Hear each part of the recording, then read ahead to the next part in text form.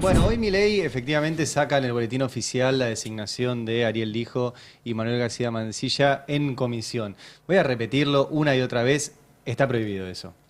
La Constitución es clarísima, hay 3 pasos para designar un juez de la Corte. El presidente lo propone, en el medio el Senado lo aprueba y recién ahí el presidente lo designa. El paso del medio no se cumplió. Por ende, esto es absolutamente irregular. De hecho, ya hay presentaciones judiciales planteando la inconstitucionalidad de todo esto. ¿Tiene freno esto? Tiene freno. Hay 2 posibilidades de frenarlo. Una la tiene Horacio Rosati, el presidente de la Corte Suprema, que él también en su momento aceptó ser designado por decreto, por Macri, pero fueron para atrás y fueron al Senado y el Senado le dio finalmente el acuerdo. Y la Constitución dice que Rosati le tiene que tomar juramento a los jueces de la Corte. Bueno, Rosati puede plantarse hoy y decir, yo no le tomo juramento. Sería una jugada fuerte, sería un conflicto de poderes importante, pero Rosati incluso se está jugando él mismo, porque acá también, nosotros lo venimos contando, hay una puja de poder en la Corte por quién preside la Corte. Sí. Estos candidatos a la Corte se los propuso, sobre todo en el caso del hijo, Lorenzetti. Lorenzetti le dijo a Milei, nombrame al hijo, yo con eso contrabalanceo el poder de Rosati en la Corte y vuelvo a ser yo el presidente de la Corte Suprema. Eso es lo que quiere Lorenzetti. ¿Qué promete Lorenzetti? Lealtad. A Milei. A todos. Es buena esa. Es difícil ser leal con todos. Es que no va a pasar. Por eso es Claro. loco que Alguien lo va a crea. cagar, ¿no? Alguien va a cagar. Entonces le prometió lealtad a Milei si vuelve a ser presidente de la Corte y le prometió lealtad al peronismo si aceptaban el pliego del hijo. ¿A quién va a cagar? Lorenzetti estuvo en la Quinta de Olivos y fue a ver a Alberto siendo Alberto presidente. Y fue y le dijo que él los iba a ayudar. Es que, Ayúdenme, que si me ayudan yo los voy a ayudar. pero si Lorenzetti fue el que armó todo esto, o sea, Creo que no figura en los listados de visitas, pero fue. Pero además, Ari, ahí la pregunta que vos haces retórica ya tiene una respuesta. Porque si el peronismo hubiera aceptado el pliego del hijo y lo hubiera votado, en todo caso, ahí una opción era que cagar al peronismo, otra que cagar a los otros. Pero salió por decreto. Es decir, el hijo tampoco le debe nada al peronismo. Ahora es obvio que, Sí, que no, va a pero sí arreglar le debe. con... Me parece que Ojo. falta contar la segunda Claro, opción para vetar. frenarlo, claro. Para vetar. Lo puede frenar Rosati, que tiene mandato autovotado hasta el 2027 y Lorenzetti en 2027 va a tener 72 años, ya le queda poquito en la Corte, entonces quiere antes. Pero la segunda opción, como bien dice Adrián, es que el Senado y el peronismo haga lo que tendría que haber hecho durante todo este año, que es tratar el pliego del hijo y rechazarlo. Lo puede hacer todavía, porque si ustedes leen el comunicado y Ahí sí le debería algo entonces. Exacto. Si el peronismo o sea, no lo rechaza. el peronismo que ahora se está haciendo, sacó un comunicado, qué sé yo, pero medio que le corrieron el cuerpo Es por decir, ahora las Vos declaraciones. decís que no rechazarlo es apoyarlo. Claro. El peronismo puede presionar ya, desde ayer, desde hoy, mañana y todos estos días para que tratar el pliego del hijo, que ya tiene dictamen, y rechazarlo. Si no lo hace, esto es responsabilidad del peronismo también. Entonces, la negociación sigue. Y es increíble que crean en esa negociación. Porque así como cuando designaron al hijo en 2004, pensaron que el hijo les iba a ser leal siempre y no pasó, ahora el hijo promete lealtad y promete lealtad de Lorenzetti, que es el tipo que armó la persecución. O sea, si Cristina está a tiro de ir en cana, es por responsabilidad de tipos como Lorenzetti y como el hijo. ¿Cómo les vas a creer ahora que van a laburar para vos? Te agrego 2 datitos respecto de la posición del PJ. Ayer, minutos después de la confirmación del decreto, hablamos con Mariano Recalde, del bloque Mirá. peronista, y dijo que la posición del peronismo se remitía a un comunicado donde se había expresado que ante un nombramiento en comisión por decreto, el peronismo lo iba a rechazar. Es decir, en aquella oportunidad ese comunicado era una invitación implícita a la negociación. Claro. De hecho, lo habíamos hablado en otras Pero ayer oportunidades. lo confirmó, vos decís. Ayer eso. Mariano Recalde dijo, mi posición personal y la de los colegas con los que estuve hablando es rechazar en el tratamiento parlamentario este nombramiento en comisión. También hizo la salvedad, diciendo, ahora yo voy a hablar por mí, porque no puedo hablar con certeza si es que todos mis colegas están en la misma posición. Yo estoy conteste con aquel comunicado. Eso por un lado. Por el otro, después si quieren lo podemos desarrollar, cuando hablamos del peronismo respecto del hijo, yo haría algunas salvedades, porque hasta donde yo sé, al sindicalismo, a la CGT en particular, la inscribo dentro del peronismo, y te puedo asegurar que hay muchísima gente festejando en la CGT Pero no con tiene esta presencia y designación. mesa en el Senado. No, y lo, claro. y lo que dice Mariano Recalde no es cierto, porque a ver, dice, yo estoy en contra de este decreto. No tenés que estar en contra de este decreto, tenés que tratar el pliego. Son cosas distintas, o sea, Milei Bueno, ahora acaba de nos firmar- vamos a enterar en estos días. ¿Para qué vamos a adivinar? En estos días nos vamos a enterar si lo rechazan o no. Claro, claro, pero por eso es Sí, importante. pero no que es la- inocuo tratarlo la y ne- ponerlo de manifiesto. la Es negociación decir, sigue. que en todo caso genere un costo tomar una decisión hacia un lado o hacia el otro y que no sea algo sorpresivo, Claro. porque, bueno, Mariano Recalde nos decía, esto de alguna manera lo podíamos prever, pero no podíamos saber si iba a ser tan brutal como finalmente se manifestó. Bueno, estaba bastante claro, ¿no? El escenario estaba bastante palpable cuál iba a ser el, Y además el temperamento. es evidente, o sea, en el caso del hijo, ya hemos recorrido su prontuario varias veces, pero digo, es el tipo que lo metió en Canabudú en pijama, es el tipo que le pinchó el teléfono a Parrilli y se filtraron ahí las escuchas con Cristina, es el tipo que hablaba con la CIDE de Macri mientras armaban las causas, es el tipo que Macri no lo quiere porque manejó la causa Correo para no meterlo en cana, pero para no cerrársela. Entonces, Claro. lo Es el insólito que es que gestiona a través del hermano oficiosamente, a través de Freddy el hijo, el... no le cierran las cuentas a la familia El operador. con los caballos, mil etcétera. Y después está el caso de García Mansilla, que a diferencia de lo que decía Milei, no es un tipo que conoce cómo funciona el Poder Judicial, sino al revés, es un tipo que viene del mundo empresario y puntualmente del sector de hidrocarburos. Es un tipo directamente antiderechos, Sí. que no es un Che, dato menor. no dejemos pasar que el tipo viene del sector hidrocarburos. No, porque claro. este No. es un gobierno del sector hidrocarburos. Claro. ¿Sí? O sea, le hizo el RIGI para ellos. Este es un gobierno que depende, que sus mandantes son fundamentalmente la gente del sector hidrocarburos. Sí, También igual lo- hay un montón de gente que trabaja en el sector hidrocarburos, no tantos que estén dentro de la Universidad Austral, del Opus Dei. Tiene las digamos. dos características. Por eso Claro, sí, se sí, fueron a buscar a uno Tiene muy bien carácter. perfilado. Tiene ¿Quieren muchos repasar vínculos y- las señas particulares, Ari, con precisión? Así después, Dale. en tal caso, eso Dale. permite, en Dale, tal dale. caso, puntualizar el porqué de cada uno. ¿No? Porque Dale, sí. en las señas particulares, mira, tenemos ahí preparadas unas placas de García Mansilla y del hijo, arranquemos por donde ustedes quieran, compañeros, en la producción. Bueno, Ariel Lijo, trayectoria en Comodoro Pi, es lo que destaca Milei en la entrevista o en el frontón con Luis Miguel Majul, ¿no? Conoce muy bien del asunto. Lo que faltó aclarar ahí es cuál era el asunto. Esa respuesta es... Claro, conoce Es muy bien como si cómo yo- se maneja yo dijera, todo. ¿Por qué lo elegiste a Murano? Bueno, porque él sabe todo lo que tiene que ver con el periodismo. Por ahí sería Pero algo con el virtuoso. periodismo, esto es... Claro, se supone que todos es los que otra estábamos cosa. acá sabemos de Claro, qué se trata no, el lo que periodismo. dijo, lo que sugirió Milei es que conoce la rosca, la mugre, Claro. la trastienda, bueno. Es cierto eso. Es cierto, lleva 20 años chapoteando. No, pero en además ese es un barro. tipo muy influyente en Comodoro Pi, o sea, Bueno. es líder dentro de los jueces federales. Ahí viene este segundo dato que vos mencionás, que es el que aplicó la doctrina Irurzun camarista, que en su momento ideó una fórmula para meter preso de manera sumaria a opositores. Cosa que solo había hecho la dictadura. Claro. En democracia no había Que la ocurrido. doctrina de Irurzun, ya un detalle, decía que si vos estuviste en el poder, mantenés influencia, por más que después estés fuera del poder, y por lo tanto podés meterte en la causa, entonces hay que meterte preso de inmediato, ese mismo día. Claro. Bueno, por esa razón, dos economistas muy importantes no aceptaron ser ministro de Economía de Alberto.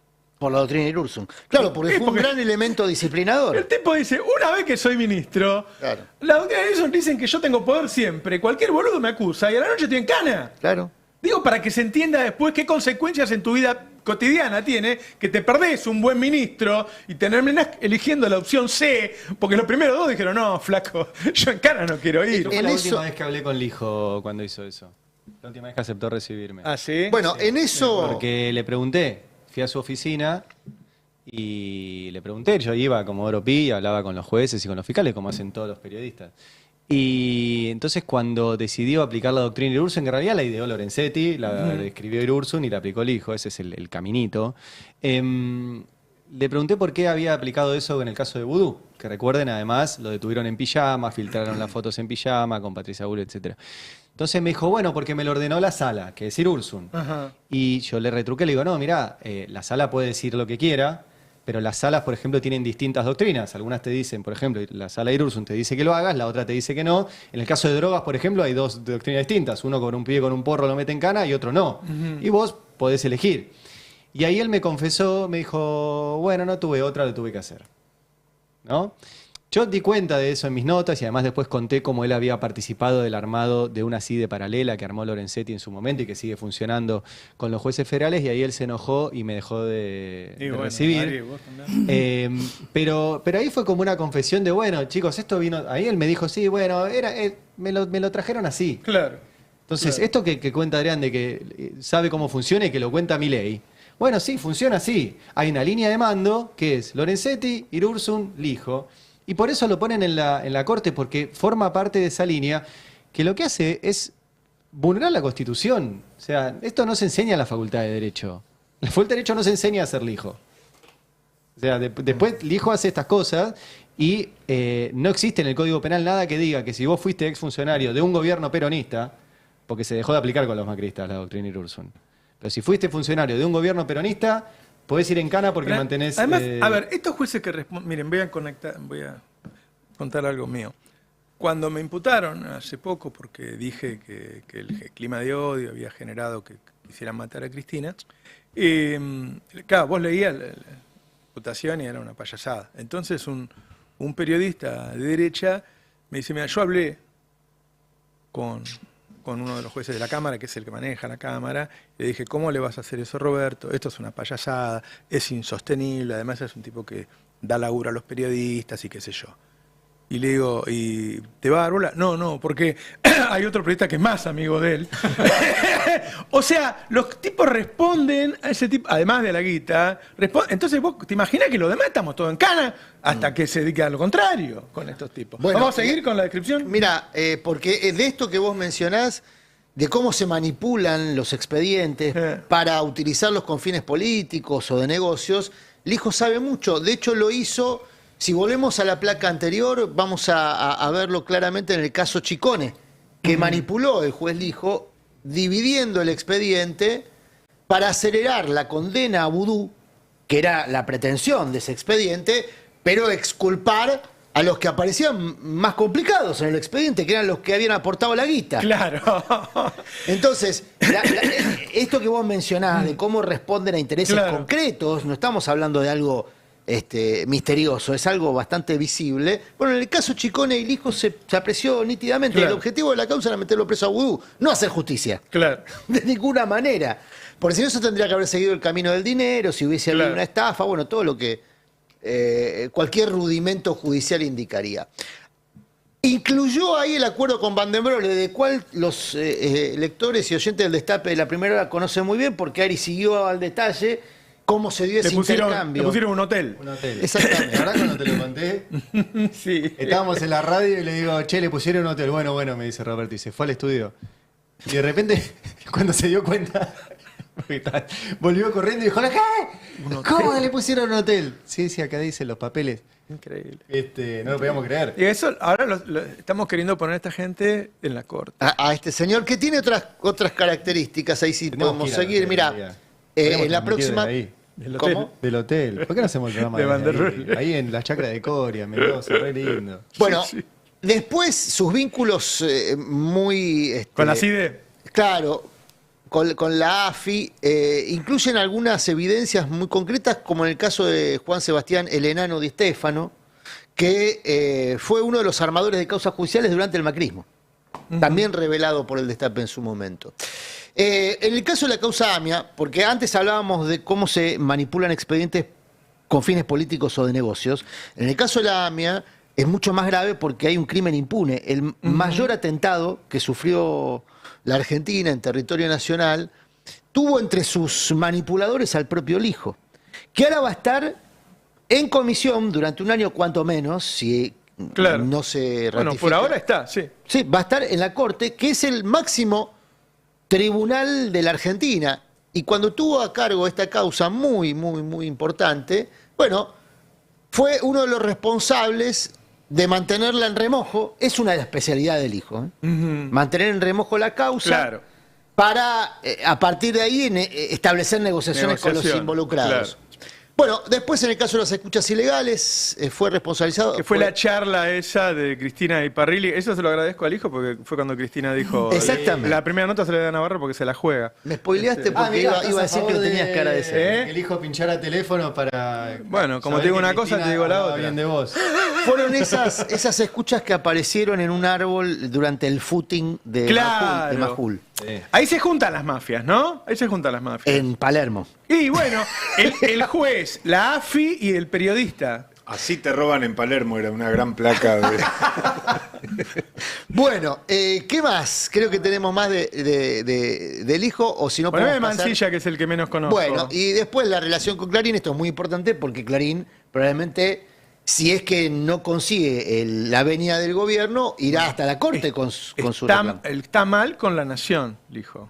Bueno, naturalmente. Ayer, Xavier, que es el operador hoy más activo que tiene Macri en la justicia y en los medios, Xavier es el dueño de la nación, prácticamente mantuvo una línea todo el día. Incluso en el muy dura canal. con el hijo. Hace años. Incluso en el canal. Incluso Salvo en el canal. Majul, el resto. Hace años que son los que siguen que a la familia del hijo no le dan las cuentas, por eso el chiste en tribunales es que es Ariel va al hijo. ¿Cuál fue el favor que le hizo a Clarín? No me te encana todo. ¿Cuál fue el No, favor pero que le eso hizo a Quedó Clarín? claro lo que quiso decir Ari, a ver si... Yo cito Después cito el aparezco yo en pasillo las de... causas. A ver, yo no lo entendí, El favor que le hizo a Clarín, pero es importante porque está vinculado a lo anterior, fue justamente la persecución a Martín Sabatella, que fue el que aplicó la ley de medios. Nosotros Claro. muchas veces hablamos de que la ley de medios, entre otras cosas, fracasó porque tuvo una deficiente aplicación. Sí. Bueno, cuando Sabatella la aplicó con el grupo Clarín, terminó encausado y condenado, si no me equivoco. ¿Sí? Sí, ayer hablamos también con él, 6 meses de prisión los está cumpliendo en este momento. Por eso, este es el hijo, ¿sí? Y le hizo este favor a Clarín y a todo el sistema de poder, en definitiva, porque fue muy disciplinador lo que pasó con Sabatella. Bueno, ahora sí Lo vamos a... impresionante que se estuvo negociando un año a ver si entraba y no entraba, ¿no? Además del decreto. Sí, no negociación. no es que lo rechazaron el primer día. Una negociación que continúa por lo que decía Ari, Continúa, muy importante. claro, todavía sé. Si no se rechaza, sigue... Se puede sigue. hacer por omisión. Se puede hacer por omisión. Dejarlo Vamos ahora. a García Mansilla, el hombre de los hidrocarburos, y el Opus Dei. Hay un libro que recomiendo, el de Paula Vistanino, sobre la ¿Vos historia te del imaginás Opus vos Dei. al presidente y el tipo de, a ver, porque viste en las películas norteamericanas aparece el tipo que va a ir a la corte y el presidente lo dice, dice, a ver, usted, hábleme de usted. Y el tipo dice, bueno, yo soy del Opus Dei y respondo a los intereses de hidrocarburos. Está tomado. Bueno, pero, la parte del Opus Dei no forma parte del intercambio que tuvo con los senadores, porque tanto el hijo como García Mansilla se expusieron en el Senado. Ajá. Ahí es donde, por ejemplo, García Mansilla dijo que él les aconsejaba la nominación en comisión a la Corte, que ahora aceptaría, digamos, Claro. ¿no? Porque tiene la volatilidad, sus convicciones, la volatilidad de una mariposa. Bueno, García Mansilla, toda la familia García Mansilla, dice Paula Vistanino, autora de un gran libro sobre el Opus Dei en la Argentina, el Opus Dei en general, dice que toda la familia García Mansilla tiene una larga tradición de pertenencia al Opus Dei. Ajá. Así que eso es un mandato, ¿eh? Ojo, de pertenecer al Opus Dei no es un club, no es un club Claro. social, es un mandato. Sí. Hay que cumplir con determinados requisitos en la función en la que uno ocupe. Ujú. En este caso, como integrante de la Corte Suprema de Justicia. ¿Qué propone el Opus Dei? Bueno, es un órgano que ustedes saben, integrista de la Iglesia Católica, por lo tanto, propone la invalidación de derechos. Ujú. Derechos que han sido consagrados por la legislatura en la Argentina, entre ellos el derecho a la interrupción voluntaria del embarazo. Claro. Mansilla es un militante contra la interrupción voluntaria del embarazo. Casos que todo el tiempo llegan a la Corte, porque en muchas provincias, en muchas jurisdicciones se niegan a aplicar la ley. Entonces, eventualmente en esa negativa se judicializan. Y hay que ver si Mansilla no empieza a sentar testimonio y jurisprudencia desde la Corte en contra de derechos consagrados. Claro.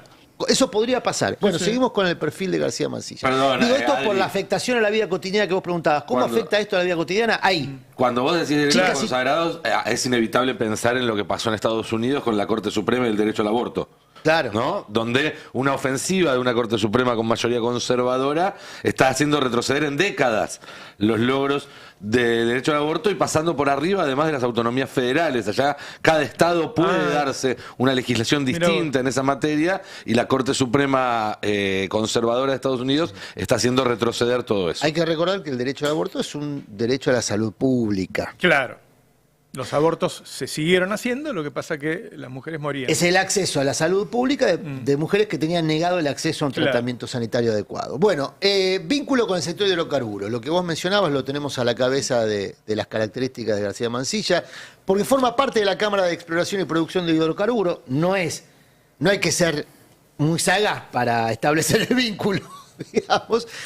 Ahí están nucleadas las principales petroleras del país. Claro.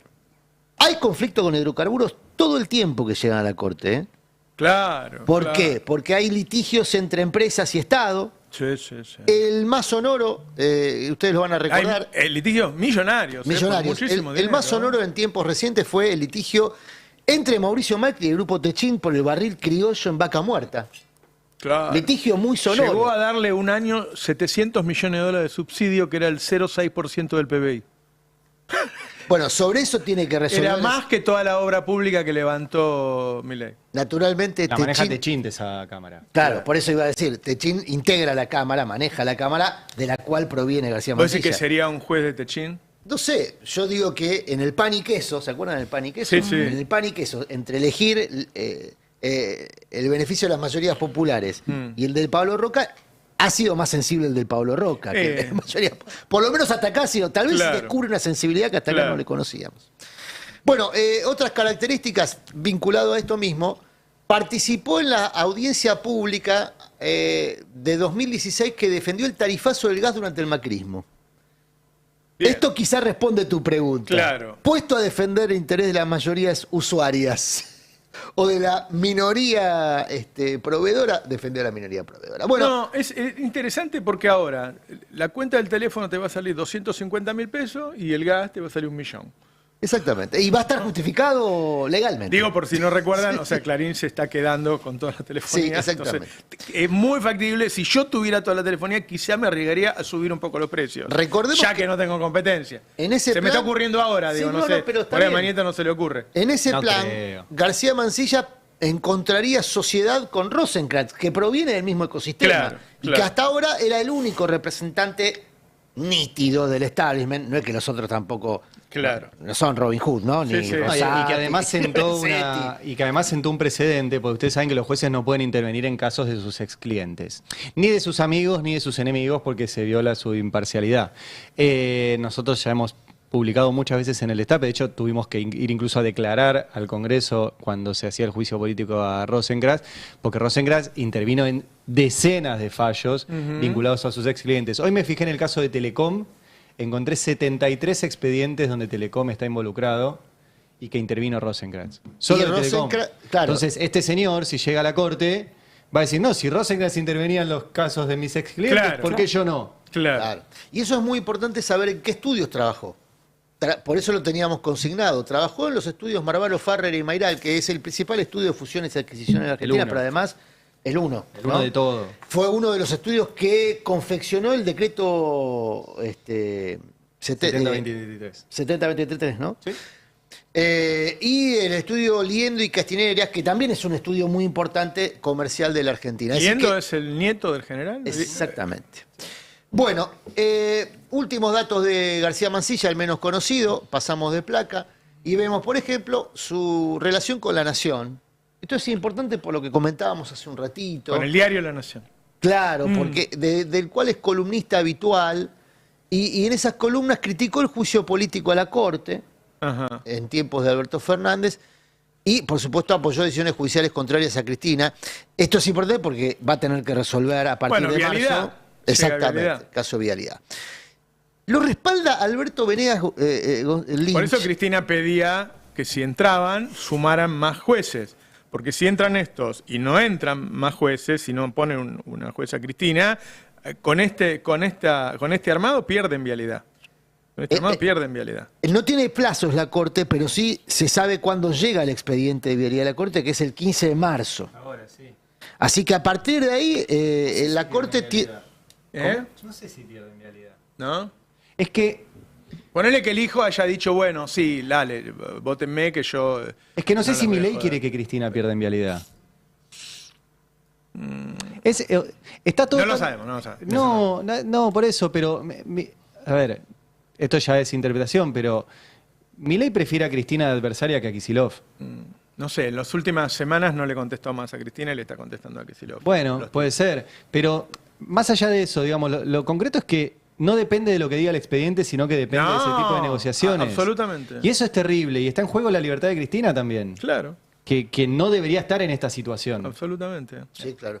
Bueno, conclusión, los dos candidatos, ninguno de los dos tienen antecedentes favorables Bueno. ni a las mayorías populares ni a la sociedad en Estoy general, muy sorprendido. sí a intereses muy específicos. Bueno, en tren de intereses muy específicos me das un pie importante para señalar que acaba de difundirse, y si no sucedió, me lo están anticipando ahora, un comunicado de la Unión de Empleados de la Justicia Nacional, el sindicato mayoritario, lo miro a Ari porque conoce muy bien el No, me paño. imagino que rechazan que se viole la Constitución. Bueno, no estoy tan seguro.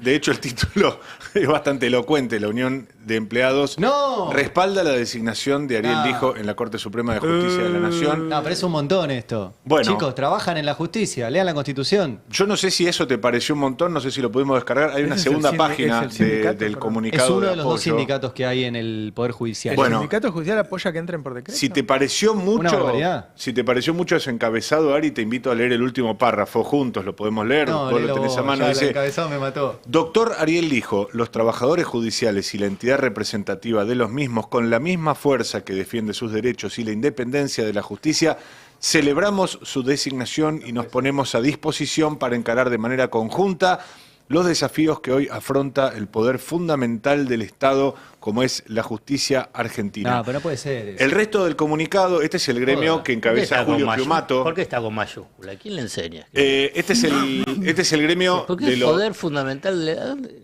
Bueno. ¿Dónde está? No, pero son judiciales. El gobierno inventa una oficina de presidencia, digamos. No, por acá ahí cada es uno un se pone desvío de títulos. editor, pero leo eso y Es un me delirio de editor. lastima los ojos.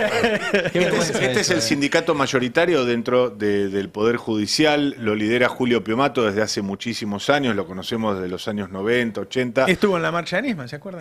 Fue uno de los partícipes y organizadores de la famosa Marcha de los Paraguas. Claro. Es un hombre clave dentro de la familia judicial, por supuesto del otro lado del mostrador o del lado menos glamoroso del mostrador judicial, que es el de los empleados no jerárquicos, si se quiere. Ahora, ¿por qué es importante este apoyo que además se desarrolla en un vergüenza comunicado esto. muy amplio que incluye observaciones muy críticas hacia el Congreso de la Nación y el Senado en particular, diciendo, y mirá la sutileza, dice: así como sucedió con Rosenkrantz y Rosati, el Congreso tuvo tiempo de debatirlo y no lo apoyó. Que es un doble mensaje, me parece, de la Unión de Empleados del Poder Judicial. Por un lado, le dice al Congreso: che, pónganse las pilas porque al fin y al cabo tenemos un hecho consumado, como fue lo de Rosati y Rosenkrantz en su momento, que arrancaron por decreto y después quedaron nominados. Y también es un mensaje a Rosati y Rosenkrantz, que hoy lucen como opositores a la llegada del hijo de García Mansilla, sobre todo el hijo, diciéndole: ustedes llegaron de la misma manera. Es decir, es un doble mensaje muy interesante. Cada apoyo que reciba, en este caso taxativamente o en otros casos implícitamente, va a hacer repensar a Rosati y a Claro. Rosenkrantz si le toman juramento o no. Una pregunta, por algo que decías vos, no sé si lo dijiste o lo mandaste en el grupo, pero Piumato es un tipo de la comisión directiva de la CGT. Del Consejo ¿Es Directivo, históricamente el secretario de Derechos Humanos? Sí, correcto. ¿Vos decís que la CGT también avala esta violación de la Bueno, Constitución? no sabemos todavía si lo va a hacer a través de un comunicado, hay una posibilidad muy concreta de que sí lo sea, pero tenemos algunos documentos que nos permiten inferir que va por ese lado la cosa. Algunos documentos fotográficos que los podemos ir viendo. En el año 2021, diciembre de 2021, una reunión, ahí lo tenemos. Las fotos no son buenas, honestamente, pero ahí lo tenemos a José Ibarra, del gremio de taxistas, que es el referente de una de las versiones de las 62 organizaciones. Sí. Las 62 organizaciones, el brazo político del movimiento obrero, etc. Si lo ven abajo de Ibarra, hacia la izquierda de la pantalla, los que están conectándose por YouTube o por el canal 26 de Telecentro, de 20 de Telecentro, perdón, ahí la tenemos a María Servini. Claro, eso tiene de Servini la que está comiendo. Sí, claro, claro. Qué fotón. María Servini de Cubría, a su izquierda Héctor Daer, y a la izquierda de Héctor Daer está en un plano, te diría, bastante alejado del foco de atención, Ariel Lijo. Para un detalle cortito, Lijo es un pichón de Servini. Bueno, De ahí viene, por Es supuesto, importante eso. José Ibarra y algunos de los sectores del sindicalismo tienen especial predilección por los jueces, sobre todo los jueces federales, e históricamente no salió muy favorecida María Servini, No, justo embuchando un bocado. Fando. Tenemos más fotos de ese mismo encuentro No que sé precedió otro también muy importante. Ahí lo vemos hablando a Daer, al hijo tomando nota, a María Servini prestando atención. Fue un encuentro de esos de despedida de fin de año. Ahí la vemos a María Servini junto a José Ibarra. Diciembre de 2021, como te decía, despidiendo el año. Y, por supuesto, esto es algo que para el sindicalismo siempre fue una forma de tentar poder, ¿no? Juntarse con determinados personajes. Pero esto vos podrías decirme, bueno, 2021 está alejado en el tiempo. Si quieren nos acercamos un poco en el tiempo y nos vamos a diciembre de 2024, a la sede de la Unión de Empleados de la Justicia Nacional, el gremio que acaba de emitir un respaldo a través de un comunicado. Y ahí lo vamos a ver despidiendo el año a Julio Piumato, su secretario general, junto a Ariel Lijo y a Hugo Moyano. Y Andrés Vaso, que es uno de los Claro. tipos que Y condenó a Andrés Vaso. Cristina, Exacto. Por si hiciera falta, presidente de la Asociación de Magistrados. digo, por si hiciera falta esclarecer qué grado de respaldo tiene el hijo dentro de la CGT. Es decir, recién mostrábamos a Héctor Daer, ahora mostramos a Hugo Moyano, que casi son o han sido históricamente archirrivales dentro de la CGT. Bueno, en esto están todos de acuerdo, en apoyar a Ariel Lijo. ¿Qué sostienen en la CGT? A veces más en reserva, y como el caso de Piumato, muy evidentemente, sostienen que es un hombre que ha manifestado su protección hacia el empleado judicial como concepto, pero por sobre todas las cosas, bueno, ahí lo vemos a Qué Ple buena foto también esa, a la sí. izquierda. Sabía que te iba a gustar, Ari. También ¿Es es de tu alguien... álbum personal? No, esto lo tienen los dirigentes sindicales, lo atesoran esto. Por eso podemos llegar a estas fotos sin mucha son las que dificultad. se ponen después en la vitrina, son las fotos. ¿Quiénes que se son? A ponen ver, en la vitrina. cuéntenme. Déjame cerrar con este dato y ahora vamos Sí. con el listado, porque yo algunos los conozco y después voy a pedir en otros ayuda. Lo fundamental que destacan en la CGT, y esto lo hablé anoche con uno de los miembros del triunvirato, es Ariel Lijo va a ser nuestro hombre cuando se debata la reforma laboral, cuando se discutan los temas que hacen a la legislación laboral, que Javier Milei tiene una idea reformista muy dramática. Hay un proyecto de la diputada Romina Díez para dar vuelta la legislación laboral y la idea de contrato de trabajo. Y también entienden que Ariel Lijo es el hombre de la CGT para oponerse a los proyectos de Martín Tetaz, es decir, del radicalismo, que ya no van solamente a reformar la legislación laboral, sino que quieren la destrucción del poderío de los sindicatos. Ahora, te hago Cuenta una, la Furia de te hago Roja una opina lo pregunta. mismo. O sea, Milei lo elige al hijo para ratificar su proyecto que incluye una reforma de flexibilización laboral. Y la CGT apoya al hijo porque el hijo se va a resistir a esa reforma que plantea. ¿Estoy entendiendo bien? Elige tu propio hijo. Sí, no es. El no es- hijo- no sí, tiene elige tu los- propio No sé si el hijo. público me entiende. No, o sea, no, aparentemente el hijo le dice a los sindicalistas que con él no hay una reforma que pase de flexibilización y al presidente le dice, vos elegime a mí. Bueno, que también se puede leer de otra manera, pero permitime, esto ya es del nivel interpretativo. También Lijo puede ser el puente que está faltando entre el gobierno y la CGT para que termine de generarse un entendimiento de más largo aliento, porque hasta ahora no tuvimos siquiera una foto de la CGT con Javier Milei, cosa que sí sucedió con Mauricio Macri apenas asumió. O sea, que un juez de la corte va a ser el nexo entre la CGT y el gobierno. ¿sí? Todo apunta en términos políticos a eso. Fíjense Insisto, eso es interpretativo. igual La la- complejidad no le de dan todo las esto, cuentas. porque en Argentina estamos acostumbrados a leer en blanco y negro todas las cosas, ¿no? Dice, es de los nuestros, no es de los nuestros, qué sé yo. Y fíjense cómo pasa por abajo puntos de unión con distintos sectores. Y en algunos lugares a mí me parece que es una trampa, porque un tipo que queda bien con las dos partes, a alguno de los dos lo va a cagar. ¿Quiere mostrar la foto de esa que decía Pero que valía además, la pará, pena? suma algo de esto que vos decís. Sí. O sea, ponele que sea así. No le dan las cuentas al hijo. Si vos tenés 5 jueces de la corte Y Lijo es el que está a favor de los trabajadores, ponele, es falso, pero ponele que esté a favor de los trabajadores. Sí. Tenés a Rosencrantz, que es de las empresas, no está a favor de los trabajadores. A García Mansilla, que es de las empresas, no está a favor de los trabajadores. A Lorenzetti, que es el que se juntaba con los empresarios a decirles, quédense tranquilos, que si ustedes tercerizan no son responsables de las empresas tercerizadas, no es de los trabajadores. Y a Rosati, que avaló todo esto, no es de los trabajadores. No te dan las cuentas para que la CGT apoye esto. Sí, ahí yo haría Por ahí el como- hijo de a poquito los convence. No, Ari. pero pará, ¿por qué a veces No va a hago... pasar. Ari, esto quizás es algo de letra chica, pero ¿por qué me parece que hay que hacer también una distinción? Porque la distinción la hacen los propios dirigentes. Sí. Ellos entienden que hay una diferencia sustantiva entre la defensa del derecho colectivo.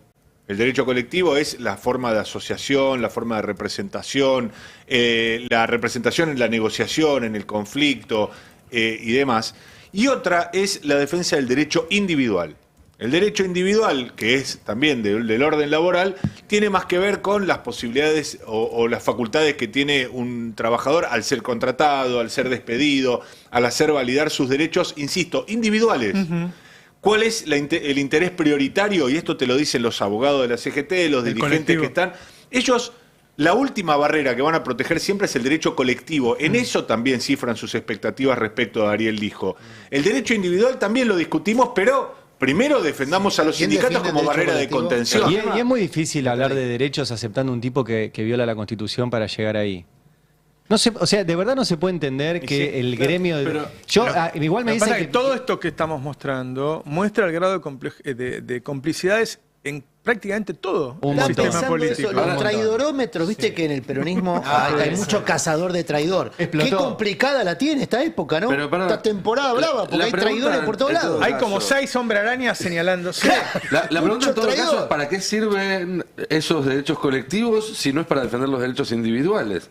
Es decir, Es más los complejo. derechos colectivos son un medio para un fin. Es más complejo, no, pero pará. O sea, los sindicatos tienen sentido si defienden a los trabajadores. Yo Es decir, sí- yo- defendemos a los No. sindicatos soltándole la mano a los trabajadores. Yo es si una querés- contradicción yo si en querés te doy términos. una respuesta a eso que probablemente no sea muy agradable para digerir, pero creo que es una respuesta. Lo que te van a decir los dirigentes sindicales, que si algo son es tiempistas y algo saben es de trascender los gobiernos, es Milei está hoy, mañana puede no estar. Si nosotros defendemos al sindicalismo como institución, después cuando toque la buena vamos a tener la posibilidad de avanzar al siguiente paso, que es la defensa del derecho individual. Insisto, yo no lo creo. Si vos me preguntás, para mí esto es una catástrofe lo que estamos viviendo. Milei es toda una catástrofe, pero todavía hay quienes, como dicen en Los Simpson, todavía sirve, todavía se puede rescatar, todavía se puede negociar, todavía se puede discutir y se puede trabajar en la coparticipación del poder. De nuevo, para mí es catastrófico y cualquier aval a Javier Milei, a su equipo de gobierno, a sus planes reformistas y demás, son retrocesos gravísimos que vamos a sufrir durante décadas los argentinos y de los cuales muy probablemente nunca nos vayamos a reponer, porque cada paso que da la legislación en un sentido retardatario, cada paso de jurisprudencia que da la Corte en un sentido retardatario, después si se reconstruye solo parcialmente, Claro. y en el tiempo el daño, en el tiempo de vigencia el daño es tal que ya lleva vidas, es decir, es generacional el salto, Sí. el salto que se produce Nico, en ese aspecto. ¿qué ves políticamente en cada una de las tribus? Mucha confusión. Mucha confusión. Pero no puede ser que no se lo esperaban, ¿no? Creo que sí se lo esperaban. Pero creo que esta decisión del gobierno de acelerar, yo no sé si estaba planeado hacerlo así o efectivamente están buscando que el tema cripto pase lo más rápido posible a las páginas del fondo de los diarios. Me parece que... A ver, ¿sabes? Hay algo que se repite con este gobierno. Cuando a veces decimos Milei no participó en una estafa, Milei es una estafa porque hay un modus operandi que se repite. Acá también me parece que se ve algo. Que es un montón... ¿Vieron la película Nueve Reinas? Sí. Un montón de pillos creciendo que son más pillos que el otro y tratando de engatusar al otro, sabiendo que el otro está tratando de engatusarlos a ellos.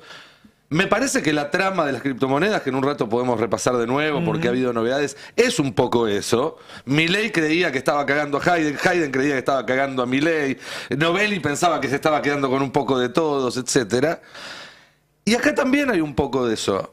hay sectores políticos que todos piensan que son un poquito más piola que los otros y que van a poder engañar el peronismo diciendo, bueno, lo engañamos a Milei para que ponga al hijo que después va a jugar para nosotros. Milei pensando que puede... Están todos tratando de sacar una ventajita tan en el corto plazo que lo ausente es una mirada, ya no te digo de largo, de mediano plazo. Para ¿cómo se llega a octubre si el país se mueve al ritmo de los últimos días? ¿En qué condiciones llega la política? ¿En qué condiciones llega la sociedad? ¿Qué va a pasar con ese vínculo que está al borde de romperse? Milei es un síntoma de esa casi ruptura. Es que casi hasta una última chance que se dio y que no está siendo honrada. Entonces, lo que me parece es que hoy en día todas las características de análisis que teníamos están quedando chicas, están prendiendo fuego los papeles. No, hubo un cambio. Ahora vamos a lo nuevo que trajiste de cripto y ahora vamos a ir a la marcha de salud. Pero quería darle el pase a Alfredo. Pero déjame una cosa más de la Corte, Sí, querido. pero más a nivel estructural. Si querés análisis sobre cómo ha sido confundido el debate político sobre la institucionalidad.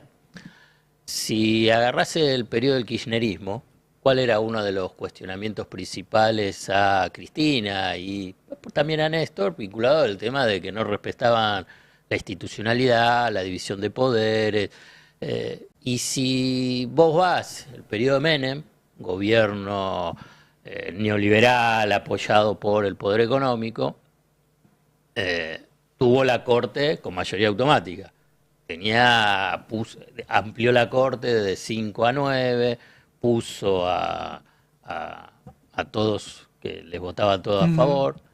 Macri hizo lo mismo con decretos, ¿no? Y ahora Milei. Entonces lo que ves es el poder económico. Claro. El poder económico detrás de, digamos, todo lo que están analizando y todo lo que están, Sí. que es muy interesante. Porque vos ves ahí el poder económico, que se necesita una corte, el poder económico, para convalidar la consolidación de su esquema, su marco de negocios, que esos gobiernos le ofrecen y le entregan. Por ejemplo, durante la década del 90, en las privatizaciones. La Corte avalaba Claro. y convalidaba las privatizaciones, pero para eso necesitabas una Corte que estaba en función y en línea con lo que fue el menemismo. Nazareno era Sí. el presidente de la Corte. Macri lo mismo, necesitaba tener a Rosenkrantz y después A a Rosati, ¿no? Y ahora ponen al hijo y a García Mansilla. Bueno, porque en realidad es ese poder dentro de la división de poderes, en realidad responde al poder, Claro. al verdadero poder, Claro. que es al poder económico. Y dentro de la discusión, el poder te lo confunde. Porque ¿qué es lo que, si vos agarrás y el periodo del kirchnerismo y la verdad que nombró a jueces que ni conocían, ¿no? Si vos, y además con prestigio Sí, sí. internacional, Bueno, Carmen Argibay, Zaffaroni, incluso a Lorenzetti, que tampoco lo conocían mucho, se lo Claro. trajeron Hayton de Nolasco. ¿eh? Hayton de Nolasco, Hayton. que Entonces, votó en contra del gobierno muchas veces. O sea, entonces vos agarrás y decís, ¿a dónde está la discusión? Pero ¿cuánto nos enterraron en ese debate durante años? Durante el tema de que Cristina no respetaba la institucionalidad. Embestida contra la justicia. Embestida contra la Corte. Incluso en un momento se quedó con 3 y no nombró a los otros 2 por Claro. decreto, ¿no? Entonces, vos agarrás y decís, y los que se rasgaban las vestiduras, hacían presentaciones en el Congreso, circulaban por todos los medios. Bueno, los que hoy, qué sé yo, que defendían la República porque se la estaban robando y destruyendo, ¿no? Me acuerdo, me hiciste acordar ahora, hace unos años, que Paco Durañona, un dirigente de segunda línea, con todo respeto por Paco, una larga carrera, muy respetable, pero que nunca fue de las figuras principales del kirchnerismo, dijo en un acto pequeño ante un par de cientos de personas que había que poner jueces militantes en la Corte, ¿se acuerdan? Estuvieron un año lo hablando. masacraron. Un año hablando del tema. Claro, porque eso hay estuvieron. que hacerlo, no decirlo. Claro. No, pero pero hay un elemento, disculpame, Sí. para cerrar, porque hay un elemento político que hay que rescatar para tratar de entenderlo mejor y no caer después en las permanentes trampas, las trampas discursivas y las trampas políticas, porque los grandes defensores de la República, que, digamos, y que incluso hicieron movilizaciones y circularon por todos los medios, hoy están avalando esto. ¿Pero por qué lo avalan? Porque lo anterior era que eran representación de la defensa del poder. Y Claro, es el poder económico. claro. Las dos batallas fundamentales de Cristina, para mí, fueron la ley de medios, desmantelada por Macri, y la democratización de la justicia, desmantelada por la Corte. Como batallas políticas Sí, que incluyeron sí. respaldo parlamentario. Ahí se llamaba embestida cuando lo que ella iba cumpliendo los pasos que dicta la Constitución. Exactamente, a eso ¿no? iba. Las dos leyes fundamentales de lo que para mí definen al cristianismo en términos ideológicos, funcionales y demás, es justamente dos leyes que fueron aprobadas Porque por la el gran Congreso. farsa histórica, no de ahora, es que el peronismo, el campo popular, es el que no es republicano. Claro. Y que la derecha es republicana. Claro, y es exacto. absolutamente al revés. Exacto. Te quería dar el pase, Sí. pero antes de decir que yo me asombré cuando leí hoy en el Destape que están diciendo que el consumo de febrero va a dar 3-4 puntos abajo del de febrero del año pasado. Que incluso en el Destape dice, bueno, cayó menos que antes. No. El tema es que está cayendo con respecto a la caída Claro. terrorífica de febrero del año pasado, que era el resultado de la inflación, 25% en diciembre y 20% en enero. Lo que yo esperaba era un pequeño rebote, decir, bueno, caíste hasta ahí, un poco vas a rebotar. Quiere decir que cuando vos ves después el PBI, a mí me parece que vamos a estar en un país en donde el dato del PBI no nos va a decir nada de tu vida cotidiana. Porque cuando se sume el campo, más hidrocarburos, más minería, todo eso te va a engordar el número del PBI. Ahora, vos cada mes consumís menos. Es la economía dual. Son las dos economías para poder entenderla y no caer en la confusión. Hay un dato objetivo. La actividad económica dejó de caer en términos globales. Y esto es lo que marca el último dato del EMAE, que es el estimador mensual de la actividad económica del INDEC, que en diciembre mostró que contra diciembre del año pasado, diciembre del 24 contra diciembre del 23, subió un 5,5%. Recordemos, diciembre del 2023 fue la mega devaluación, el ajuste del tipo de cambio del 118%. Ahí es Toto Caputo, los que están en YouTube lo pueden leer, ver y leer, yo se los leo. La variación interanual en la cuenta de X de Toto Caputos dio 5,5%, que excluyendo el año post-pandemia es el número más alto del 2010. Es decir, que la economía creció el 5,5% del 2024 y a alguien le tienen que decir, ¿pero para qué haces este cálculo? Caputo, sí, ¿para qué? ¿Qué necesidad tenés? En el cual el ajuste del gasto público fue del 27% y pone un montón de banderitas. Todo es mentira. Lo del 27 también es una Por eso. idiotez. ¿Cómo vas a decir que ajustas? Pero hay un elemento que ¿Y si un Nadie día, pensaba- si un día Sí. nadie más dice la verdad? y bueno, Estamos medio en esa, cerca. estamos en ese, Perdón, ese camino. perdón que te No, interrumpa. pero está bien, porque aquí viene y 2 puntos. En términos, el anual en el 2024, la economía va a caer solo el 1,8%. La verdad es sorpresivo. Yo no lo esperaba, ningún economista lo esperaba, todos esperaban que por lo menos caiga un 3%. Y acá viene un elemento para tratar de analizarlo, y si bien es cierto, cayó solo el 1,8% pese al ajuste, a la mega devaluación. Entonces vamos a tratar de explicarlo, vamos a tratar de entenderlo. Tuviste el agro. ¿Qué significa el agro? Que en el 2023 hubo una sequía fenomenal, si no la más importante de la historia económica argentina. Entonces, cuando comparás el 2024, que no tuviste sequía, tenés un crecimiento del rubro, el sector, la actividad agropecuaria muy, muy alta. Entonces uno puede decir, bueno, si hubiese sido normal, digamos, sacá ese aumento extraordinario en comparación con la sequía, ¿cuál fue el promedio de la economía? Y ahí Hernán Lecher, que también lo tenemos el tuit, pero yo ya te lo estoy adelantando, que la retracción fue del 3,8%, donde uno puede Si decir, limpiás bueno, el campo. Claro, excluís el campo. Entonces ahí decís, bueno, ahí se entiende un poco más qué es lo que, lo que pasó en el 2024. Esto es lo que quiero decir. No es el 1,8, porque si no decís el 1,8 con mega devaluación, ajuste del gasto público, sin obra pública, cayendo el salario, sí, escúchame. Pero hay otra trampa que es el sector financiero. Claro, es ahora, la plata que ganó el sistema financiero. Ahí vamos después.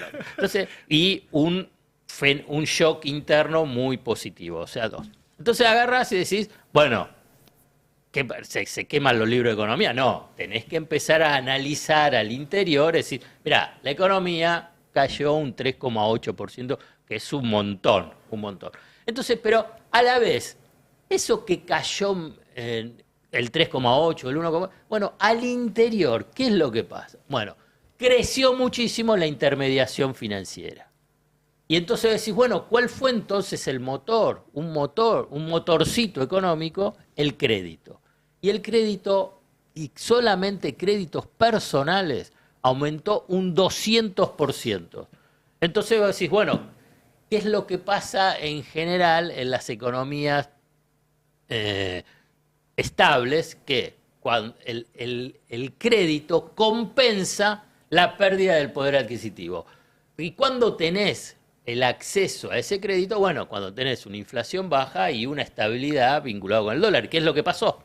Entonces, por eso aumentó el crédito. Entonces, el crédito compensó en parte la caída del poder adquisitivo de diferentes sectores sociales. Porque uno dice, bueno, pero los sectores bajos no tienen acceso al crédito. Sí, no tienen acceso al crédito formal, pero sí al crédito usurario informal que le rompe la cabeza, pero no importa, porque en la desesperación, que no te alcanza la plata, bueno, dame el crédito, tengo que pagar la luz, porque se incrementó ese tipo de endeudamiento para pagar servicios públicos.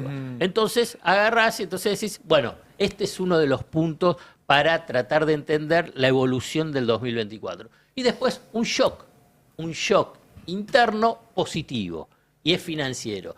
Si no, no se puede entender la evolución del 2024. ¿Y cuál fue? El blanqueo. Claro. Si en la economía vos tenés un ajuste fenomenal, pero tenés un ingreso de 23.000 millones de dólares, ¿puede entender, digamos, la magnitud de lo que significa 23.000 millones de dólares en 2 meses para la economía argentina? Es algo fenomenal, digamos, extraordinario. Además, como shock. Pasa una vez. Claro, pasa una vez. No es que el año que viene tenés otro. Pero te compensa esta situación de decir, bueno, con semejante devaluación, semejante ajuste y caída del poder adquisitivo, ¿por qué la economía en el segundo semestre, porque en el segundo semestre con más intensidad en el último trimestre, empieza a recuperar? Bueno, porque tuviste estos fenómenos, si no, no lo puedes entender, porque si no agarrás y decís, bueno, que suba un gobierno, entre comillas, nacional y popular, que te devalúe un 100%, que no dé aumento de salario y va a funcionar. No va a funcionar. Claro. Esto es lo que quiero decir, no va a funcionar. Digamos, ¿no? ¿Por qué? Porque tenés esos elementos vinculados con el agro, vinculados con la sequía, con el negocio financiero, que obviamente el negocio financiero favorecido por el carry trade, que te mantiene el dólar estable y por lo que ganaron te baja en el primer trimestre de 2024 con la suba del precio del dólar también. Claro, con el ajuste. Esos balances habían sido tremendos. Extraordinarios. Impulsan el crédito que compensa la caída del poder adquisitivo y el blanqueo. Estos son los elementos para tratar de entender este 1,8%. ¿Qué es lo que puede pasar en este 2025? Es que estadísticamente vas a tener un arrastre de por lo menos 3,5-4%. Pero las comparaciones, y esto es un elemento interesante que vos mencionás, Roberto, en lo que hace al consumo todavía no se recupera. Sigue cayendo. Entonces, ¿por qué? Porque ese poder adquisitivo no mejora y entonces uno dice, bueno, ¿pero por qué baja alimentos y bebida? ¿La gente deja de comer? Sí. La mayoría de los trabajadores siguen perdiendo poder adquisitivo a una hora. Es decir, porque esta inflación, que es menor, de todas maneras, la mayoría de las empresas no se las pagan, algunas porque no quieren, otras porque no pueden. Y mientras sigan perdiendo poder adquisitivo y a la vez siga creciendo el desempleo, bueno, va a seguir cayendo el consumo, no va a variar. Y se va a generar una enorme asimetría entre lo que dice el PBI y tu vida cotidiana. Te puedo agregar un dato sobre eso.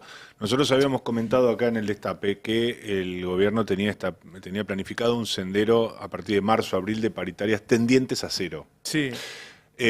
Hoy hablaba con funcionarios que están en el rubro y me comentaban cuál es el principal obstáculo que tienen hoy en su plan de paritaria cero. Los empresarios. Los empresarios están, dice, acostumbrados a negociar, entre comillas, sencillamente con los sindicatos, aportando el aumento que más o menos equipare la inflación y trasladarlo a precios. La queja de los funcionarios es, no, nosotros queremos empujar a esos empresarios a que les ofrezcan menos aumentos o a que les ofrezcan aumentos que vayan hacia cero para que eso después no tengan la excusa de trasladarlo a precio. Yo creo que la mayoría de los empresarios, más del 90% son pymes, no está en su voluntad solucionar las cosas. Ahora, si el gobierno piensa que el país va a ser más competitivo por tener bajos salarios, en vez de tener una política que permita que las empresas suban los salarios, vas a tener trabajadores argentinos menos competitivos. El trabajador argentino que está 2 horas para viajar, que le sale un montón de guita el transporte, que después no le alcanza la guita, ¿es el que mejor trabaja? ¿O el que mejor trabaja es el que está en posibilidad de estar bien? Roberto, acá lo miro a Alfredo para que me lo precise. Hay algo peor que la inflación y hay algo peor que la estanflación, que es la depresión económica. Claro. Es decir, si vos entrás en un proceso de depresión económica, ¿cómo salís? Estamos en una depresión de consumo, eso es lo que yo quiero decir. O sea, estamos en un segundo año de caída del consumo. El primero cayó una locura y el segundo, increíblemente, a mí me sorprende, cae respecto al del año pasado, que ya había caído una barbaridad. Entonces, quiere decir que la gente gana cada vez menos. La gente gana cada vez menos. Y la verdad que... Y lo que tenés, perdóname, Sí. es dual. Esa caída de consumo es dual. Vos tenés en sectores medios, medios altos y altos, que no baja. Claro. En cambio, el medios y medios para abajo y bajo, baja proporcionalmente más. Más, claro. Por eso, incluso Bueno, cuando es que- vos agarrás el promedio, en realidad es que los sectores bajos Cayó mucho más. cayó mucho Pero más. es que la en Argentina- alimentos y bebidas, por eso vos ves los datos de consumo vinculados con el consumo de tickets, entonces vos ves que siguen cayendo. ¿Por qué? Porque además hay un desvío hacia el pago de servicios públicos. Claro. Los servicios Gastos públicos, fijos. claro, son junto con alquileres. Alquiler servicios y tener el mango para ir y volver al laburo El todos los días. transporte, Que es lo que transporte. necesita sí o sí. Perdón, el plan nunca fue estabilizar a la Argentina, matar, entre comillas, la inflación y dejar que volviera a crecer. El plan, desde mi punto de vista, siempre fue reconvertir a la Argentina en Perú. Es decir, destrozar todo el piso de derechos, conquistas, prerrogativas, clase media, etcétera, etcétera, y producir una superconcentración en sectores muy favorecidos, que siempre lo han sido, y hacer retroceder hacia a la clase media, hacia clase media baja, a la clase baja hacia la indigencia. Ese desplazamiento lo estamos viendo, digamos, El yo lo tema es había, si después- lo había dicho medio brutal el otro día, pero es, insisto, la latinoamericanización de las Sí. variables económicas de la Argentina. El tema es si después le dan los números electorales con la gente que está bien para ganar una elección. Puede suceder y puede suceder si la oposición está rota en 1000 pedazos como ahora. ¿No? Che, dale que nos quedan 2 temas, hagamos lo que tenés de cripto. Dale, porque la verdad es que más allá del intento del gobierno de correr esto de las primeras planas, hay un hecho que es que hay investigaciones en curso y no se van a detener. Podrán ir más lento, podrán ir más rápido, algún juez podrá pisarlo, pero como vos venís diciendo y venimos diciendo en el pase, hay tanta gente afectada por esto, más de 70.000 damnificados en todo el mundo, que hay que prestar mucha atención qué pasa con eso. Rápido, un repaso de lo que está pasando en las Dale. últimas horas en términos judiciales para después seguir con el tema. En la Argentina, hace un rato, nada más, menos de una hora, ingresó en el despacho del fiscal Tayano el pedido por parte de Gregorio Dalbón, que es representante de algunos de los damnificados, de secuestrar los teléfonos de Javier y Karina Milei. Hay que ver con esto qué hace luego el fiscal, pero en principio ya está en las manos de la Fiscalía un pedido de uno de los querellantes para que se tomen medidas de prueba, medidas que se tendrían que haber tomado el primer día. Perdón, el teléfono, por más que los tipos borren los mensajes, teniendo el teléfono los van a recuperar. Se recupera todo hoy. Se recupera muchísimo, sí. Porque sí. digo, van a encontrar mensajes entre Karina y Novelli porque se juntaron un montón de veces, seguro. Seguramente van a encontrar eso si efectivamente el fiscal avanza y decide Claro. hacerlo. Recordemos que Javier Milei está imputado ya en esta causa. Eso es algo que no fue tapa de los diarios. No pusieron la palabra No imputado, pusieron la ¿viste? palabra imputado, pero el presidente de Argentina está imputado por el Poder Judicial argentino en esta causa que tiene una carátula extensa, pero que incluye incumplimiento de deberes de funcionario público y demás. Veíamos más temprano también que en España había comenzado a moverse el tema judicial. Si quieren podemos repasar nuevamente el anuncio que hizo ayer un diputado español donde daba cuenta de que ese tema ya estaba en la justicia. Es el tape número 1 donde este legislador de la izquierda española anuncia que inicia una causa para que se investigue. Sobre todo, dice él, porque aparentemente hay factores que dicen que Davis estuvo vinculado a España o operó desde España en algún momento. Tenemos Estados Unidos, donde ya hay más de 40 estados donde se está avanzando. Tenemos España, y te digo, hay que prestar atención a qué pasa con la Unión Europea. En general, las instituciones de la Unión Europea en Bruselas están atendiendo este caso. Y te agrego otro tema más. Me dijeron que el otro lugar donde le están prestando atención a este caso, esa fue la expresión que usaron, es en China. No. Aparentemente hay muchos damnificados que compraron Libra en China, donde el mercado de las criptomonedas está floreciendo también, como en otros lugares del mundo. Y ojos a estar atentos si las autoridades chinas ponen el ojo sobre esto, porque es otro frente que se le abre a Javier Milei. Mientras tanto, ayer en el Congreso hubo una extensa charla en la Comisión de Tecnología, donde expertos fueron a responder preguntas de diputados. Te voy a invitar para que empecemos viendo una imagen de cómo se veía ayer la sala donde se llevó a cabo esta reunión. Es la placa 2. Ahí se ven claramente 3 mesas. La mesa que está a la derecha es la mesa donde están los diputados de Unión por la Patria principalmente y de algún otro bloque opositor como la izquierda. Ahí se pueden ver algunos rostros reconocibles como el de Daniel Goyán, de camisa celeste si no me equivoco. Atrás de él está Julia Estrada. Bueno, diputados que fueron a hacerle preguntas a los que están en la mesa del medio, que son los expertos. Ajá. ¿Quiénes debían estar sentados en los asientos vacíos que vemos a la izquierda de la imagen? Bueno, la llamada oposición dialoguista, el radicalismo, el bloque de Pichetto, el PRO, todos los que vienen diciendo que esto hay que investigar, Sí. pero que en el momento en el cual hay que levantar la mano no la levantan, y cuando van expertos a la Cámara a responder preguntas no asisten. Me imagino que para poder seguir negando. Porque digo, si vos estás en un lugar, le haces una pregunta a alguien y ese alguien te contesta y te dice esto fue así, así, así, después es más difícil hacerte el boludo. Después de la noche vas a la tele y decís, no, fue un tuit. Fue solamente un tuit. Sí. Porque la verdad es que los testimonios fueron muy, pero muy contundentes. Vamos a repasar un par. Empecemos por Fernando Molina, uno de los mayores expertos en criptomonedas en la Argentina, hablando con gente del ámbito, me dijo lo que hizo fue una especie de peritaje de lo que pasó con la criptomoneda, con sus conocimientos técnicos.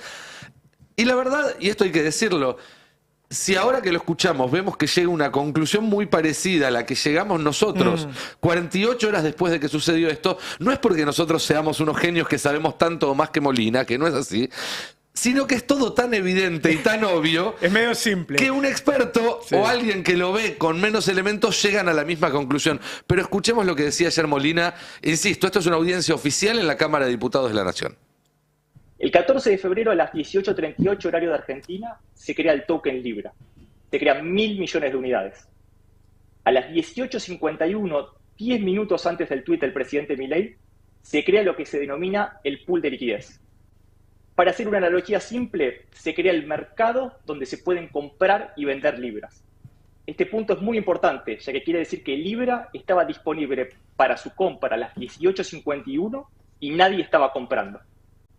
A las 19:01 con 0 segundos empiezan las primeras compras. Hasta el momento el presidente no había hecho su tuit, faltaban aún 22 segundos, pero por algún motivo ya había gente comprando Libra. Hubo 87 transacciones de 74 billeteras diferentes y se compró un total de 13.5 millones de dólares. A las 19:01 con 22 segundos, el presidente Milei publica su tuit sobre el proyecto Viva la Libertad asociado al token Libra. ¿Podemos hacer pausa un Quiero volver segundo? un segundo. Porque esto es interesante. Porque habla de 13,5 millones de dólares en compras antes de que Milei tuitee. Es decir, en compras en una moneda que valía 0,00001. Cuando esa moneda 40 minutos más tarde valía $5, Vende. ¿por cuánto se habían multiplicado esos 13,5 millones de dólares? Bueno, ahí está, por eso se habla de una estafa de más de 4.000 millones de dólares. Porque eso es una burbuja. Eso es una burbuja. Se hizo que algo que tenía una liquidez mucho menor, unos 100.000 millones de dólares, que es todo lo que sacaron media hora más tarde. 100 millones. 100 millones de dólares, valiera 4.000 millones, 5.000 millones de dólares. Vamos a hacerlo a ver como si fuera.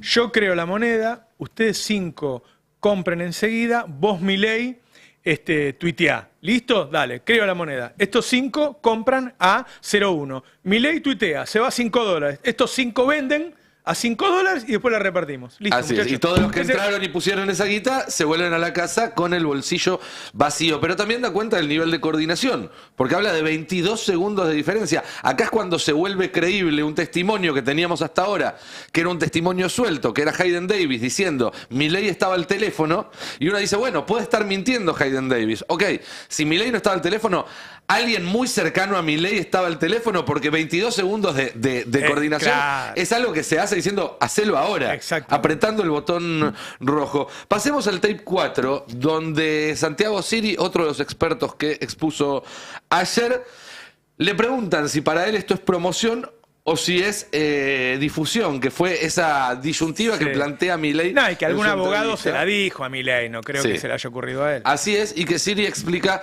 por qué hay que considerarlo que lo promocionó y no que simplemente lo difundió. Y por último, ¿cómo encuadro lo que pasó en relación a promoción versus difusión, al menos desde mi percepción personal? Sí creo que hay un llamado a la acción en el tuit del presidente Milei, que es incluir la dirección cripto y el link al sitio web de Viva la Libertad Project. Tengo entendido que eso es técnicamente un llamado a la acción. Ahí quiero detenerme un segundo, porque llamado a la acción no es una elección de palabras azarosas, sino que es un término técnico, call to action en inglés, que es, ¿viste cuando un influencer pone un tweet que dice, o un post en Instagram que dice, bueno, estuve en tal lugar, pim, pim, pim, y en la última frase siempre pone, comentame qué te pareció, o pone, no te lo vayas a perder. Esa última frase es lo que se conoce como llamado a la acción, eso se lo podés preguntar a cualquier CM, jefe de producto y demás, y está medido que los tweets que incluyen eso generan una respuesta mucho más grande que cuando no se incluye ese mensaje. Les voy a contar algo. Es el llame ya. Algo de ahora que hacemos nosotros, que es personal. Cuando nosotros pedimos suscripciones, al final te decimos, entra al Destape Web, Exactamente. pon el así clic acá. Eso es decir, bueno, dale, ahí lo tenés. Eso entrá. está estudiado Yo que gatilla una respuesta. Bueno, yo veo que yo lo digo y hago eso. Y por ahí alguien lo dice y se olvida de decir eso. Y el que se olvida de decir eso, por más que haya estado media hora argumentando, casi nadie se suscribe. Pero, porque vos necesitas. Hay una. Por eso el sistema del llame ya, qué sé yo, es así, Es la funciona orden, así. bueno, hacés clic vos primero acá argumentás, y- pero después tenés que dar el lugar por donde se pone la tarasca. No, pero además, en este caso puntual, lo que se hizo a través del tuit, lo que hizo Javier Milei fue facilitar el proceso, fue fluidizarlo, fue dar un canal inmediato a un clic. Es decir, con esa dirección cripto, bastaba con cliquearlo para acceder al si no, al si no dispositivo. cliqueás, te quedás pensando en otra cosa, te olvidás y no lo haces. Exactamente, y agrego algo más, a esa disyuntiva entre difusión y promoción que planteó Milei, hay quienes plantean ahora una tercera posibilidad, que es lanzamiento. Porque Milei fue el primero en anunciarlo. Y no es lo mismo promocionar algo que lanzar algo. Y Milei lanzó Esa es la criptomoneda. discusión de que el jefe es él, ¿eh? Ese es el punto. Ese es el punto y acá quería llegar. Todo el mundo con el que hablé de este tema en los últimos 10 días, que fue mucha gente, en aspectos legales de este tema, en Estados Unidos, en Europa, en la Argentina, todo el mundo me dice, el que investiga encuentra que Milei es el principal responsable de todo esto. La única manera de que Milei termine zafando es que nadie investigue. Pero está todo tan claro, están todos los dedos tan marcados, que cuando haya una investigación muy rápidamente va a saltar la responsabilidad de Milei. Y agrego un último elemento que está en el tape 7.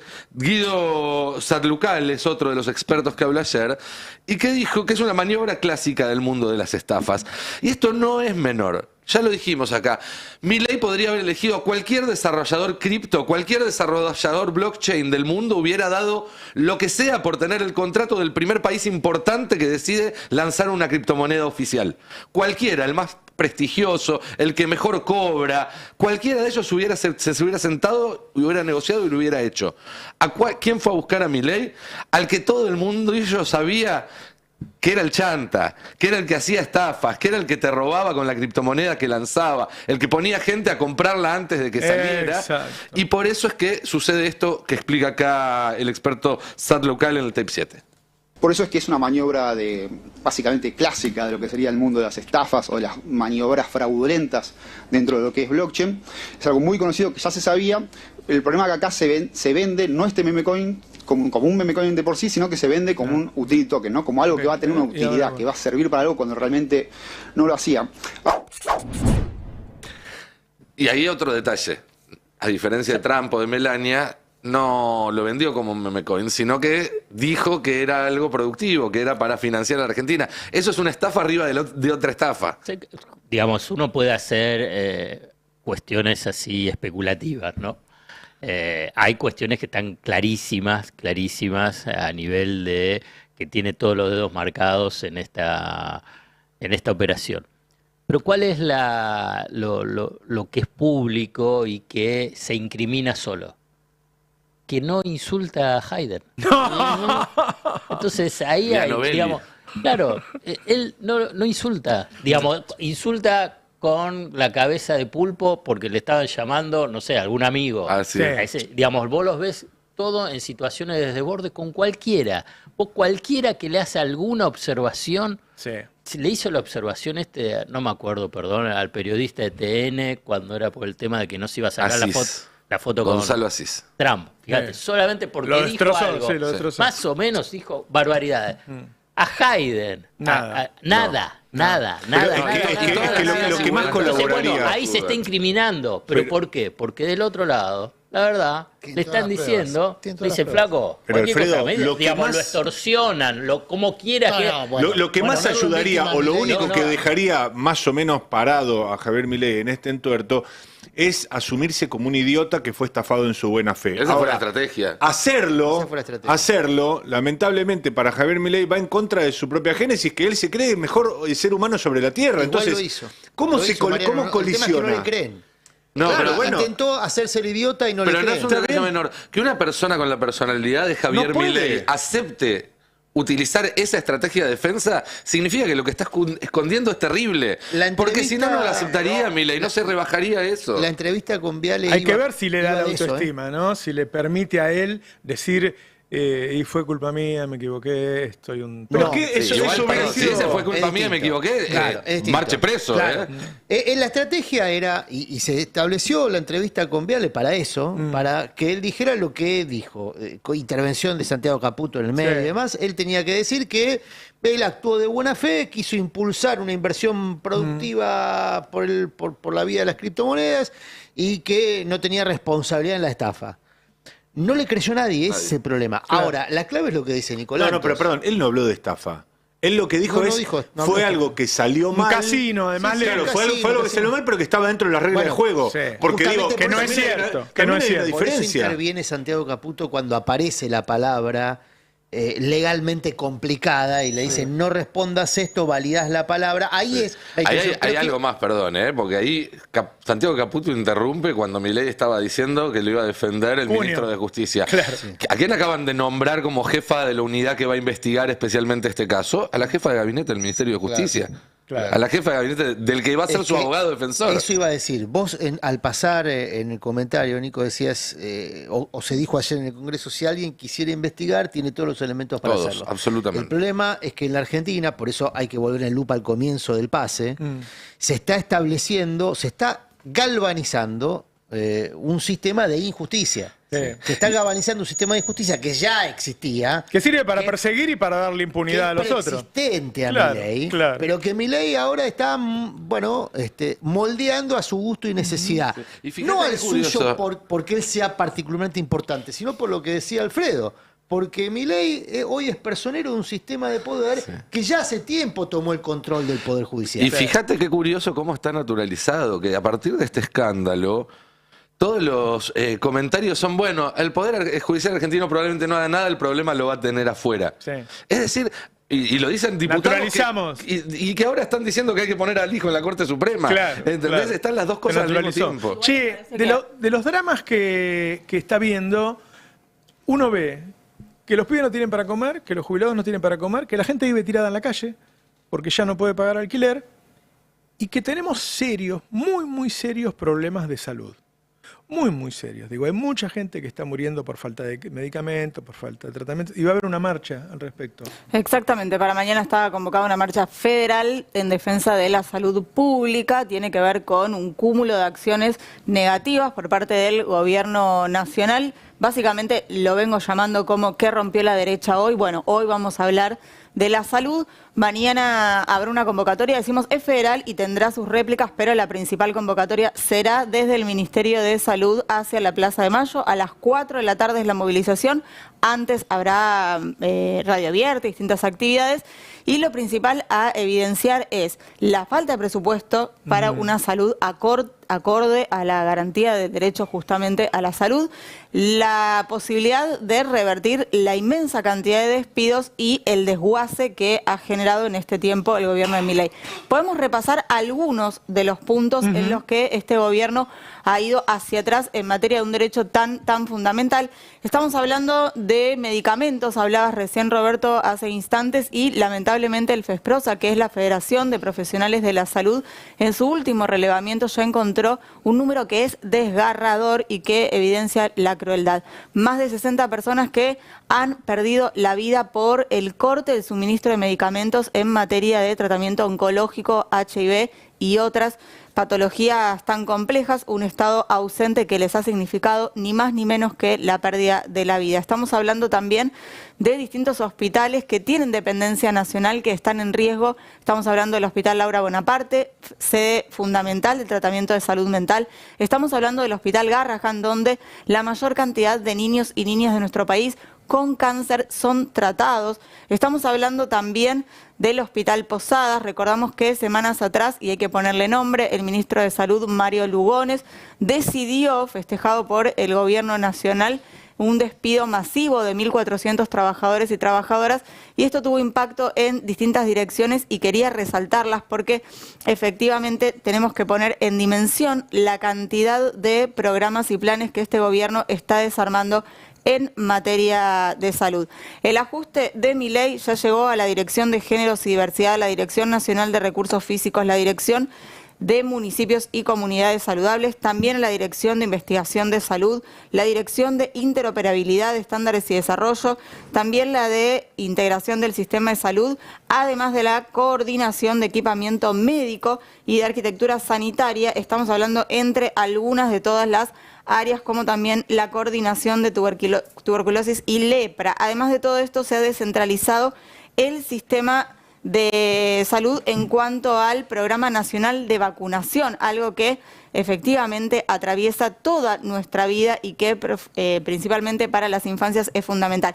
Hay un desguace de la coordinación de hepatitis virales, de la Dirección de Integración de Información Sanitaria, de la Coordinación de Vigilancia Epidemiológica por Laboratorio. Y puedo seguir, estamos hablando también de los últimos días, se dio a conocer a través de una de las profesionales del Instituto de Cuidados Paliativos, del Programa Nacional de Cuidados Paliativos del Instituto Nacional del Cáncer, que puso una alerta, dijo, van a cortar esto, si bien Mario Lugones dijo que no, todavía no hay claridad sobre esto. Estamos hablando de una instancia que para quienes padecen este tipo de enfermedades es vital, es el poder evitar justamente el sufrimiento a través de estos cuidados paliativos. Y estamos hablando también de lo que fue la quita de cierto porcentaje o total gratuidad de medicamentos del PAMI, menos adultos mayores recibiendo medicamentos, con una situación bastante lamentable que tiene que ver con incluso estar interrumpiendo el consumo de estos medicamentos o dosificándolo por debajo de lo indicado,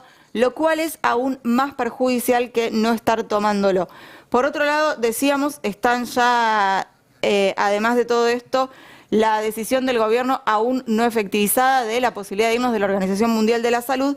Y por último, entre este broche de montón de cosas, la posibilidad de perder la cobertura del ReproCan para tantas familias que necesitan también el cannabis medicinal para bajar la cantidad de daños y perjuicios que generan a través del dolor enfermedades complejas.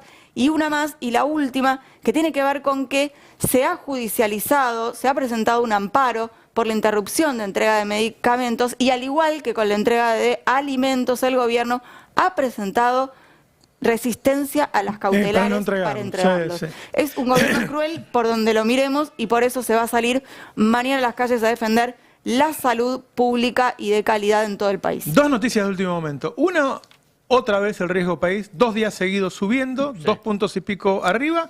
Yo saco la cuenta desde el piso de 550, que ya subió 35% el riesgo país. Y esto es un elemento para pensar el 2025, que antes hablábamos del nivel de actividad económica. Si vos tenés un riesgo país en alza, digamos, te va a afectar las perspectivas de crecimiento económico del 2025. Menor endeudamiento, posibilidades de financiamiento externo, tanto del sector privado como, bueno, el sector público ya tiene que estar... olvidarse que pueden llegar a colocar. Exactamente. Deuda. A Javier Milei y a Caputo, que les gusta hablar de a qué velocidad viajan las variables. Si tomaran la evolución del riesgo país y la pérdida de reservas, ¿a cuánto estarán viajando a esta altura?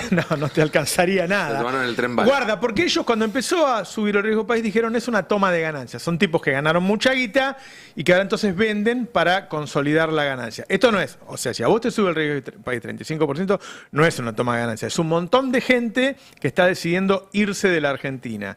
Con este riesgo país, Argentina no puede endeudarse. Si no puede endeudarse, no puede mantener el precio del dólar.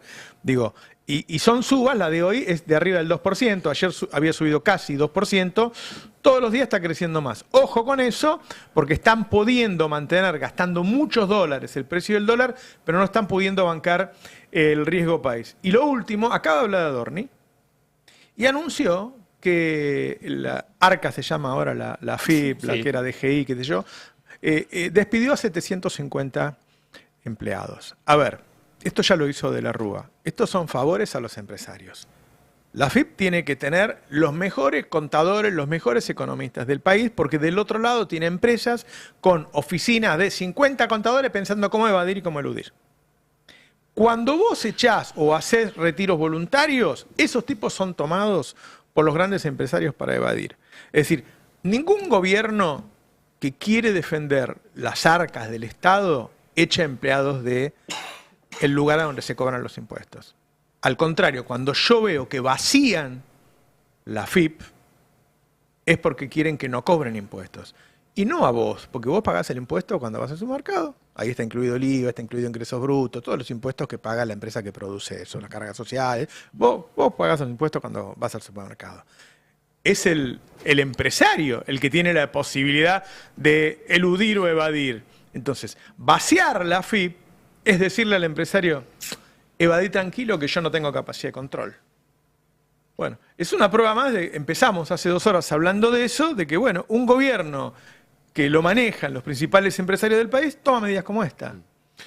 Tengo una de último momento yo. Sí. Hace 19 horas informa Fernando Molina, este especialista en Bitcoin, se dio el primer movimiento de dinero de las wallets de Libra desde el 14 de febrero. Y de las billeteras donde se guarda la guita. Exactamente. Alguien movió 4,5 millones de dólares, de esos que, según Hayden Davis, eran del país, de la Argentina o del equipo de Milei, a una nueva wallet, a una nueva billetera. Es la primera vez que se ven movimientos desde ese 14 de febrero a la noche.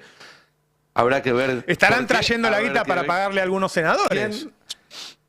Habrá que preguntarle a Davis, ¿no? Que era el que tenía el acceso a ese Ayer dinero. Me dijo un amigo de la política de toda la vida, me dijo, Roberto, vos sabés cómo se negocia con los legisladores, le das una obra pública. Ahora, Ahora no hay obra pública, Roberto. Entonces, ¿con qué se negocia? ¿Qué se le da a estos tipos para que cambien su voto? Si lo que se le dio toda la vida era obra pública. Era discutible, qué sé yo. Che, yo necesito un puente acá y te voto. Vos decías, vas a votar algo que está mal, pero bueno, ahora puentes no hay. No hay obra pública. ¿Qué le da Milei a los senadores, a los diputados que votan lo que él quiere o no votan como habría que hacer ahora? Porque ahora lo que hay que hacer es rechazar esos pliegos. No se pueden hacer los boludos los senadores. Si no rechazan, dejen de quejarse en televisión. Si está ahí para rechazarlo, júntense y rechácenlo. Si no lo rechazan, algunos lo harán por cuestiones personales, cada uno sabrá, y otros porque reciben guita, muchachos. Reciben guita. Y esta estafa, todos lo dijeron, era para juntar guita para la campaña. Parte de la campaña es que no te volteen leyes también. Es mostrarte como un presidente que a pesar de la estafa, mira cómo sacó leyes. Bueno, ahí está. Se empezó a mover la guita. ¿Será de uno de ellos? Yo creo que tarde o temprano se va a saber de quiénes son esas no cuentas. nos olvidemos que los pliegos de Rosenkrantz y Rosati fueron aprobados. Claro, claro. Las leyes no es menor, Roberto. No es menor, porque imagínate, hay mucha gente que sabe cosas y está decidiendo si hablar o no hablar. Claro. Cuando los senadores votan como votaron el otro día, le están diciendo a esa gente que se quede callada. Claro. Se ha terminado el programa. Muchas gracias por acompañarnos. Mucha gente nuevamente. Les mando un abrazo y lo dejo aquí en buenas manos. Lo trato bien porque acaba de llegar de vacaciones. Claro. Revitalizado. Está hecho un potrazo. El hombre vino quemadito con una pilchita que compró que salían 2 pesos de mostrado. Y dice, ¿sabe cuánto me salió esto? Gracias, Totó Caputo. Una vergüenza. Ahora vamos a hablar de la criptocorte. No, claro, porque si la gente no entiende, fue al exterior y se encontró con que la plata era la ropa era regalada en el exterior. Sí. Lo que le pasa a muchos argentinos y es ofensivo. Pero ahora vamos a hablar de la criptocorte y la tokenización de la política. A la mierda. No sé qué significa, pero como título está bien. Los dejo con Adrián Murano y sus verdades muy afiladas. Chao. El Destape 1070. El Destape 1070. Radio y punto.